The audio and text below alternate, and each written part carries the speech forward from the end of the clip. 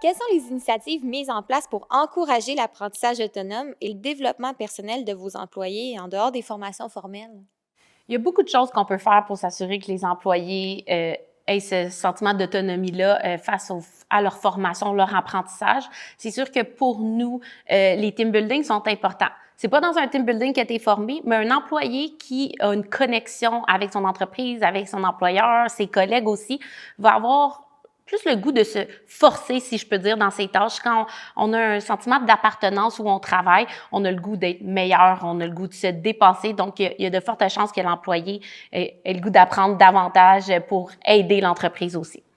Aussi, c'est sûr qu'en tant qu'entrepreneur, en tant que gestionnaire, on est un peu le premier regard, si je peux dire, là, des employés. Donc, il faut s'assurer de donner la bonne exemple. Si on veut que ces employés aient de l'autonomie à développer des idées de conférences, de formation, de lecture, peu importe, il faut nous aussi projeter cette image-là et que ça soit naturel.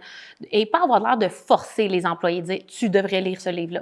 Tu sais, par exemple, on pourrait dire, lors d'un dîner, d'un team building, on pourrait dire hey, « j'ai lu ce livre-là, super intéressant, ça parle de X, Y, si vous voulez, je peux l'apporter au bureau. Nous, on veut mettre en place une bibliothèque aussi où tout le monde peut apporter des livres, s'échanger. » Donc, de créer un peu ce sentiment-là, plus d'échange. Puis je pense qu'à force de donner des idées de nous, comment on apprend, ça peut réveiller des idées chez les employés aussi.